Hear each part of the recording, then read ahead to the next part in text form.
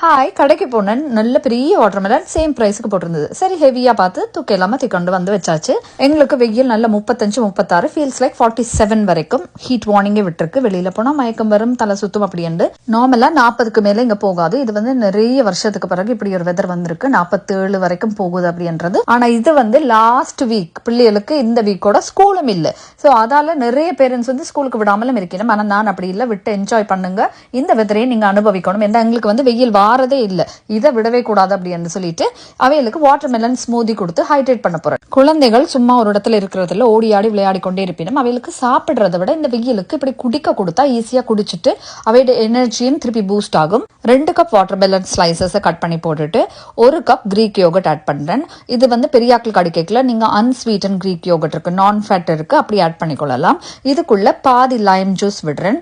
அதோட ஒரு pinch of salt, sea salt add பண்ணுங்க. அதோட 1 டேபிள் ஸ்பூன் ஹனி எல்லாத்தையும் ஆட் பண்ணிட்டு கடைசியா எல்லாம் பிளெண்ட் பண்ணி முடிஞ்ச பிறகு என்ன செய்யறேன்னா 4-5 ஐஸ் கியூப்ஸையும் போட்டு திருப்பி ஒருக்கா பிளெண்டரை சுத்தி எடுக்கிறேன். ஐஸ் கியூப்ஸ் போட்டு ஒருக்கா பிளெண்ட் பண்ணிக்கல, அந்த ஸ்மூதி ஃபுல்லா குளிர்ச்சியாகி குடிக்கிறதுக்கு சூப்பரா இருக்கும். ஏன்னா ஐஸ் கியூப்ஸ் கரையாம இருந்தாலும் அது டேஸ்ட் இருக்காது. இந்த மாதிரி ஒரு ஸ்மூதி நீங்க குடிச்சிருக்கீங்களான்னு ட்ரை பண்ணி பாருங்க. வாட்டர்மெலன் இப்பதான் சீசன். எப்பவுமே சீசனல் ஃப்ரூட்ஸ் வாங்க பழகுங்க. சீசன்ல என்ன கிடைக்குதோ அதை வாங்கிக்கல லாபம். இந்த ஸ்மூதியை தங்களுக்கு ஸ்கூலுக்கும் நாளைக்கு விடிய கேட்டிருக்கேன், திருப்பி செய்ய போறேன்.